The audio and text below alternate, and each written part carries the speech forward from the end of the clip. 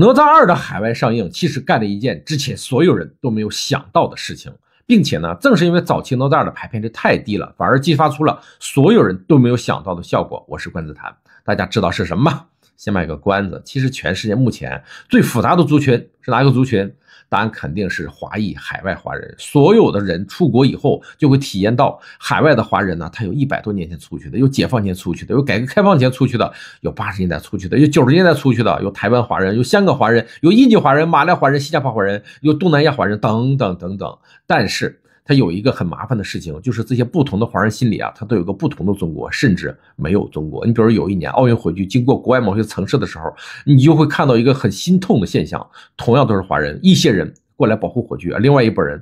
华人竟然想要干扰奥运火炬的传递，还有的华人他漠视火炬引起的海外华人对抗，而海外的华人总数目前已经超过了6000万人，还有很多人没有被纳入统计数据，而北美地区目前在720万人左右。但是北美地区华人又是所有华人里面最复杂的地方，你比如解放前去的华人，他心里面啊根本就没有中国的概念了，他就是把自己当成美国人了。而改革开放前去的，又因为众所周知的原因，他对国内是痛恨的。而80年代去的呢，很多人是懊悔又带着傲慢，他们当年都是国内的精英天之骄子，结果去了之后发现自己竟然已经不如国内当年的同学和下属，他们都比自己过得好了。而90年代和这些年去的咱呢就不必说了，其实咱妈一直想要统合这一股海外力量，可是你真的要说灯塔的舆论力量怎么样，那真的是太厉害了。这些人的脑子出去以后啊，那个主意啊比国内的人要复杂的多，深刻的多。你觉得每年春晚是干嘛用的呢？不就是给海外华人展示每一年咱们国内的变化吗？你以为机器人调给谁看呢？那是温和的告诉海外华人，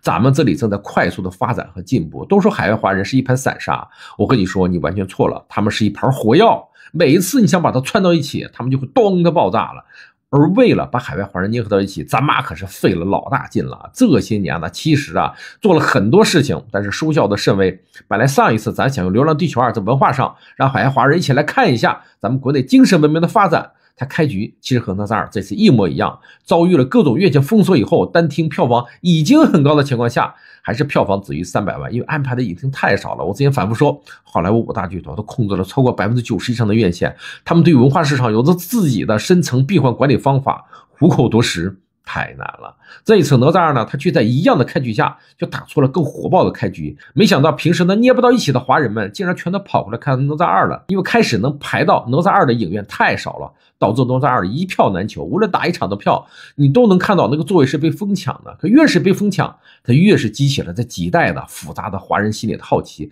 到底这个哪吒2好在哪儿？看完之后他们又真心觉得好，又开始继续安利给其他人。这种循环之下，哪吒2是越来越火爆。而现在呢又开始慢慢多了一些排片，可即使这样的，哪吒2的排片在洛杉矶黄金场次的排片还是不如同期美队4这个烂片1/5。不过呢，哪吒2的火爆还是吸引了很多外国人进入影院来看哪吒2，但是一半以上的老外他表示没看懂。首先呢，就是因为他们看不懂哪吒这个故事，再加上呢他们也没看过第一部，很多情节是脑补不上的，因为文化基因不一样。他们要是看懂了，估计他们也开始进行大讨论了。可是哪吒这个故事神奇就在于，不论你是海外的海内的，反正只要你是华人，小时候多多少少要么看过要么听过一些相关的故事。哪吒2就是一个一看就懂的华人故事，海外华人文化里的共同基因，这一刻它就被唤醒了。这一刻这海外华人们他们一起抛弃了什么主义立场意识形态，他们因为这个共同文化基因而创造的产品，一起挤进了那些能够排到片的电影院里面。哪吒2的导演饺子对于战争政治理解，他也比一般人深刻太多了。他20多岁时候拍的那个打个大西瓜，